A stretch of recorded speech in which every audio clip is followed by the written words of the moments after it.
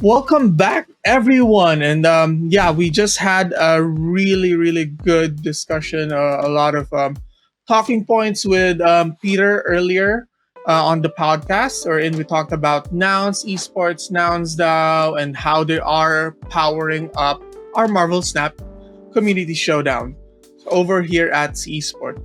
But we're not done yet. So I would like first to now focus more on the Marvel Snap side. So no better person right now in Southeast Asia to join me than Wesley LambySeries C. So Wesley or Lamby himself is a former APAC Hearthstone Grandmaster. He is also the Creator Clash UK champion as of late for Marvel Snap. Mind you, he is also the highest total prize money earned in Marvel Snap competitions as of recording. Here we go. So, hi Wesley. It's been so long. I believe last we done a content in particular. I think it's way long ago with Resurgence. So glad to be able to see you, meet you again, do some content with you.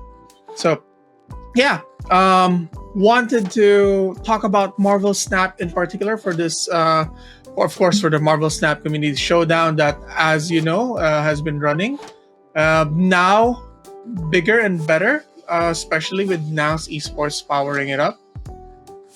So, wanted to ask a few things about you first, about Marvel Snap in particular. How did you get into Marvel Snap?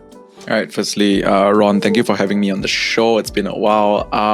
So I got into Marvel Snap about last year, October, just playing the game casually. But I only started creating content for the game about January this year. And when Battle Mode launched in February this year, I started competing in a lot of these third-party tournaments. And went from there and continued creating content for the game as well. Marvel Snap has I would say, a pretty unique style. They've always marketed that you could play it while casually meeting for 3 minutes, and that's been proven to be very successful for Marvel Snap itself. But how do you find the overall battle mode itself? The overall I would say method of competing wherein you can double down with cubes.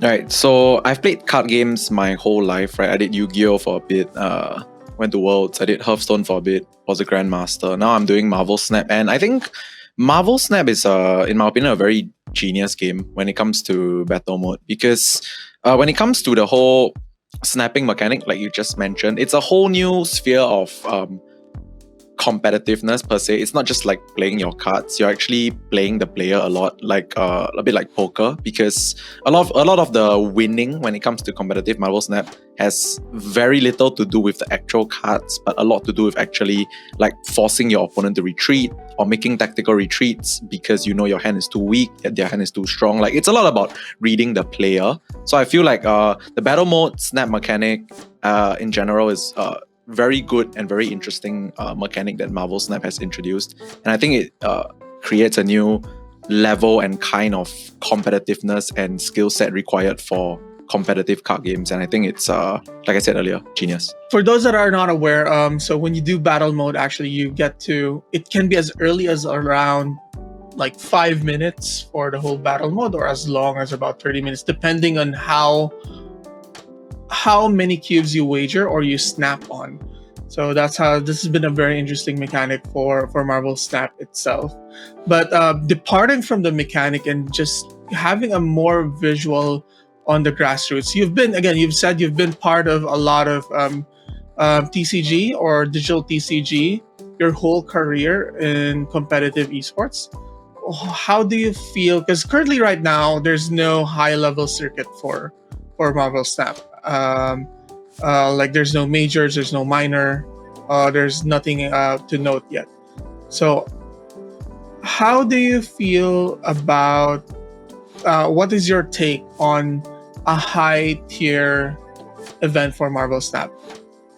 Right, so firstly, I think it's two things. The first one, which cannot be avoided, sadly, and has to be done is prize money. I feel like for there to be a top tier league, for there to be interest in investing more time into a game competitively, there needs to be significant prize money to capture like people's interest, right? Like if you're investing like X amount of time into a game, you want to be rewarded for it, and to be rewarded, usually it's prize money. So firstly, we do need significant prize money from whatever source to fund the continuous interest and growth in the esports scene.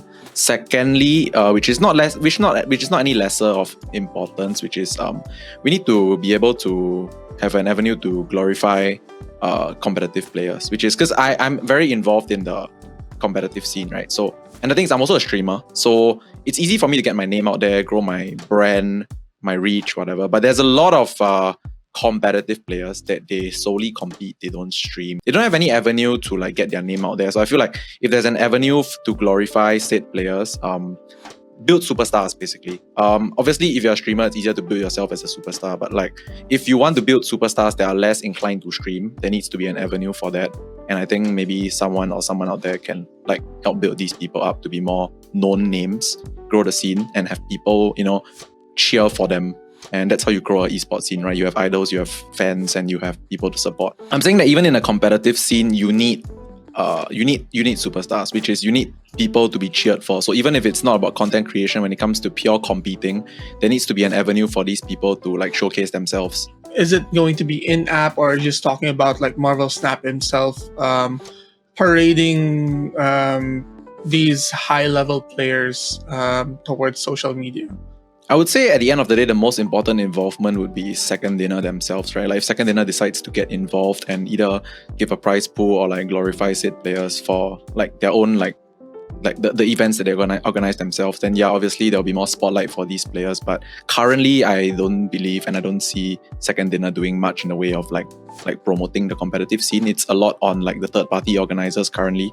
So I guess we can start looking at maybe doing things like, I'm gonna just randomly throw it out there, like let's say if like a player wins a tournament, we do player interviews, right? We put a face to the name, a face to the guy that just won your tournament, and I think that will give them some clout, some level of like fame. So like you build this system whereby if you win, people get to know who you are, and I think that definitely drives the hype in the competitive scene. Like at the end of the day, esports is about having people to cheer for, having idols to fangirl over. So yeah, that has to be something that starts to grow. Yeah, I do agree with you, as that's one of the few things I got into esports as well, following players at that time who were way better than me, and being able to see how they play, even at some point mimic them at your for card games in particular, copying their deck. And trying to run it myself. Just diving a little bit more deeper before we go into some more lighthearted stuff on Marvel Snap. What do you think are the challenges faced right now by Marvel Snap or Second Dinner? Obviously, there's no spectator mode, but what are the challenges that they are facing right now to get to that next level that we've been talking about earlier in our podcast? So we've been talking about tier 1, tier 2, or these higher tier leagues with more prize pool. But what is exactly would be the biggest challenge for Second Dinner to jump from these communities, from the current level that they have, which is a slew or a bunch of community or third parties, who pointed out third-party organizers, but now to a higher tier events? Well, so the funny thing is that I feel like the most important thing to elevate Marvel Snap to a higher competitive level is like Second Dinner actually needs to have the interest to want to do it, right? Because for like the last 6 months, we've been in a state whereby it's mostly, and I think almost all third-party tournaments, right, currently. So the thing is, Marvel Snap is sustained very heavily by the Marvel IP and also casual players, right? There's like the most amount of casual players I've ever seen in my life playing Marvel Snap compared to other card games, because Marvel IP is really strong. Like even my friends that have no idea what card games are, they play Marvel Snap because it's Marvel, right? So the sad truth is, I feel like currently Second Dinner doesn't need to like have more interest in an esports scene to sustain the game, but I think they need to see value in this esports or like competitive side of the game. And if you ask me honestly, when and why they would see value, I don't know. But as a competitive player myself, I want it to happen because there is actually this game, this battle mode, or like cube snapping thing that they've developed is superbly good as an esport. Like it's super high level. Like the barrier to entry to enter this game is so low, anybody can play. But to be good at this game at the highest level, it's next level difficult. Like it's the most difficult out of any card game I've ever played before because it's so in depth. So I don't know how to make them see this value, but if they do, this will be a really good game for an esport. That's all I can say. So yes, talking about like it's I would say the toughest you've had for a card game, right? Are you talking about like to create meta, or to just like the overall competitive level is higher? Right. To the current competitive level is not very high right now because there's no actual competitive scene, right? But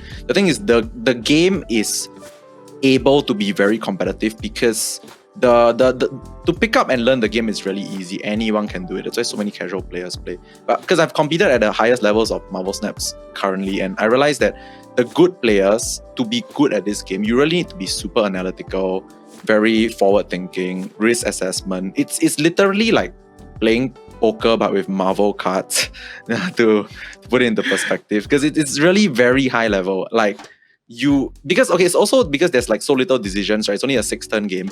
Every single decision you make will directly impact the next decision, and there is no like maybe this works. There's always like a better play, and to always determine what the better play is, even I can't do that, right? It's impossible. It's super difficult to be really good at this game, and I feel like at a high level, if there was ever a Marvel Snap Esports official, it would be very, very, very like legit. Like the good players will just always win. Like it's just if you are good, you will be at the top, and it's very clear. So I do hope that there's an avenue for such like value. Like if Second Dinner sees the value in this, but currently, like I said, it's very sustained by the casual side. So I don't know if any point soon there will be official Marvel Snap Esports related events.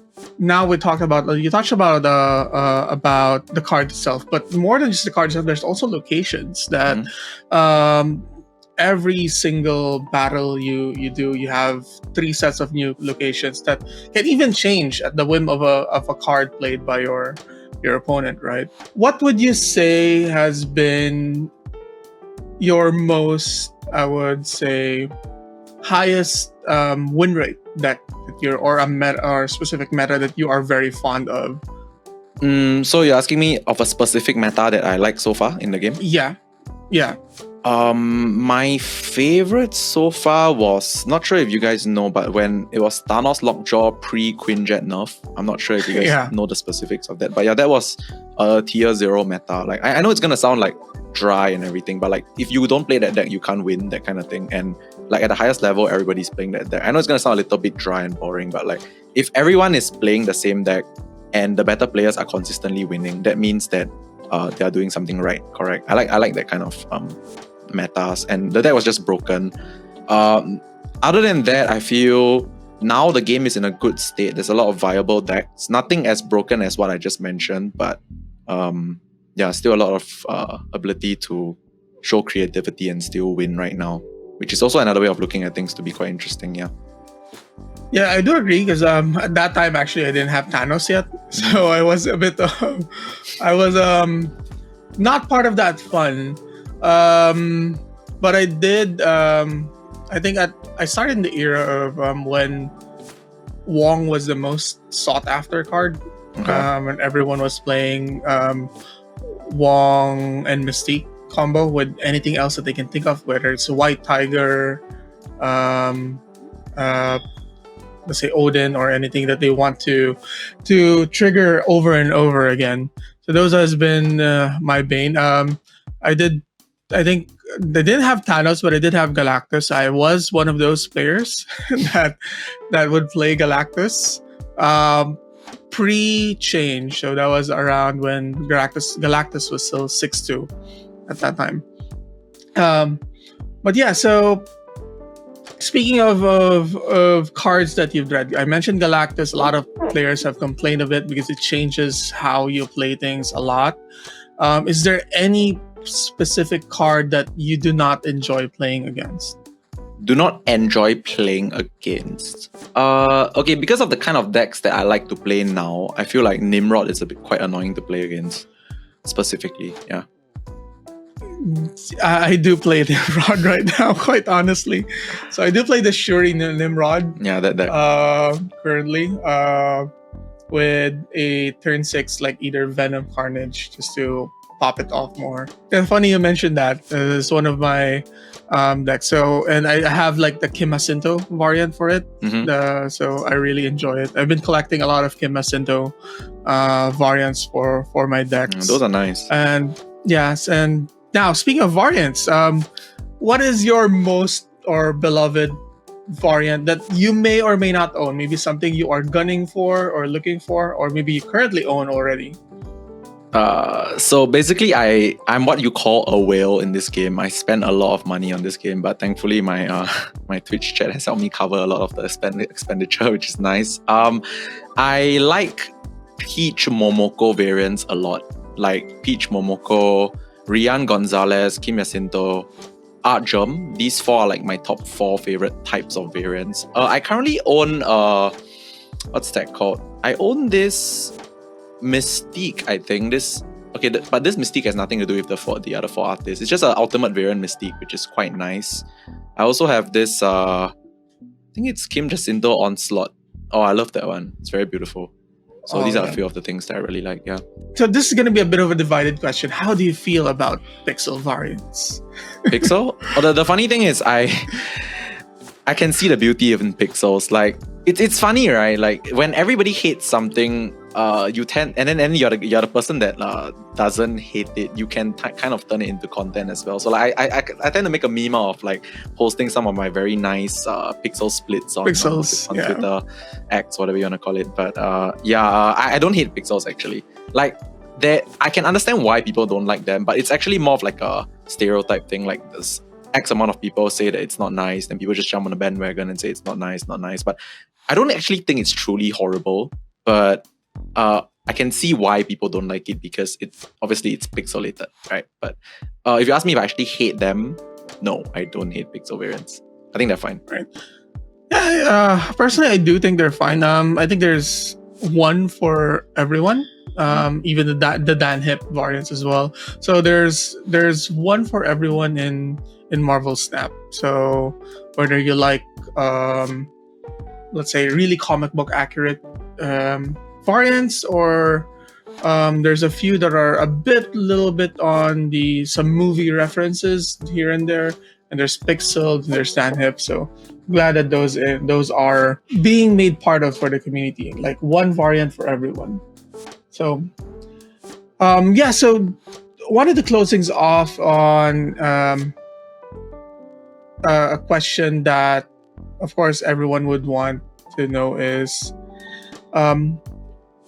how do you get into, for example, being an esports or a esports player, not just in TCG, but what kind of mindset would they need to be able to get into esports or competitive scene more? Like, what would you recommend? Do they have to go through various metas, or do they have to just, keep on competing? Obviously, but is there anything specific that you would like to advise anyone who's trying to be, especially when you mentioned there's a lot more casual players now that are trying to go for a competitive run in Marvel Snap? Right. So I think the most important things, firstly, you need to know that your daily training regime of like 100 push-ups, 100 sit-ups. No, I'm just kidding. No, I'm just kidding. No, that's not it. Okay, but anyway, I feel like the biggest difference between competitive Marvel Snap and not competitive Marvel Snap is that competitive Marvel Snap, you tend to realize that there is a weightage to things. Like things actually matter more when it comes to the cubes, right? You have 10 health. You can't just decide to be curious and like randomly stay when people snap. You need to like do a bit of risk assessment. You need to understand why you're snapping, why you're staying. Okay, the greater picture is that I suggest that if you want to jump from like the casual side to the competitive side, play in these like third-party tournaments. It's like everywhere. Community gaming, they have a lot. Discord tournaments, 8-man tournaments. There's a lot, right? You just join these first, and you will start to realize, like, especially if it's your first tournament, you realize that like, whoa, like there's a whole new world of like stuff I can experience. Like if you match up against a good player in your first tournament, you will feel, I promise you, the difference, the gap. You won't even know why you're losing, but you are suddenly losing. You will feel the difference. And if that piques your interest, right, that makes you feel like, hey, why am I losing out of nowhere? Isn't this supposed to be easy? Like an easy card game, right? You just invest more time in trying to figure out why I was losing, and then you play more competitions. I feel like at the end of the day, you need to play more. The more competitions you play, the more you will feel like, hey, actually there's a whole new sphere of learning here. And of course, once you feel like you want to get invested in this sphere of learning, then comes the other things that I mentioned way in advance, right? Like you start to think about like, okay, I need to learn how to do risk assessment. I need to know this matchup, that matchup. I need to play better decks. I need to tech for this meta, stuff like that. Like you only start to think and care about these kind of things after you get interested in competing. So I feel like at the base level, before like we talk about any in-depth theory or competitive stuff, you just need to try your first competition. And if you are interested, you will naturally want more. And I'm pretty sure a lot of people don't know that they would actually be interested in like Marvel Snap competitions, because it's low-key quite addictive. Like when you play your first tournament, you realize that whether you win or you lose, you realize that, oh wow, there's this whole new world that I didn't really know about Marvel Snap that I could experience. And once you start getting involved in that, you kind of low-key just want to keep playing more. So yeah, long story short, play your first tournament, and I will more or less, I wouldn't assure, but like I would think that a lot of people would find it quite interesting when they get to experience their first tournament. So just go do it. Yeah, so that's it for everyone who just were honestly curious on how to jumpstart your esports career. There you have it from LambySeries himself. Wesley, if you mind, tell our audience where they can find you, where they can reach you, for them to ask you maybe on Twitch chat. You mentioned it earlier. You're a streamer, so yeah, please do. All right, so thank you firstly so much for having me on this podcast. You can, I'll say it out, but you can find my socials like somewhere above or below. I'm not sure, but like, yeah. Anyway, firstly, you can find me on twitter.com/LambySeriesGG. I post a lot of competitive insights there, deck lists and stuff like that. Also, I stream very regularly on twitch.tv/LambySeriesTV 4 times a week, usually about 11:30 a.m. EST. 3 times on the weekdays and 1 time on the weekend. You can find me there, 11:30 a.m. EST. And last but not least, I recently started a new YouTube channel, LambySeries Gaming on YouTube. It's relatively like not so much stuff there yet, but if you like long form content and you can't like watch my stream live, you can go there and like check out my stuff. So yeah, that's basically the 3 places you can find me. That's about it. Again, this podcast has been powered by Nouns Esports and Nouns Now. So this has been the Marvel Snap Community Showdown podcast that showcases a lot of how we're going to be diving into deep into Marvel Snap for this season of Community Showdown. So I would like to again urge everyone to register to the tournament. You can find them by the time this podcast is live. The tournament should be live as well, and you are able to register through the link. It is $225 USD per weekly. Thank you in part of NOUNstop and also Community Gaming for sponsoring the prize pool for this tournament. And we'll be expecting you there as well, right, LambySeries? Yeah, I was just about to say that after you said this, I realized that I haven't signed up yet, so I probably will. I play a lot of these tournaments, so do expect to see me there. Don't expect to beat me though, but do expect to see me there. All right, so a little bit of so if you do beat LambySeries, please do tag us, and we'll be sure to showcase it on the page as well. So thank you everyone. Have a nice day, and we will be seeing you on the Discord and on the lobbies as well, matching up with other players. Right. Thank you everyone. Have a nice day. Bye-bye.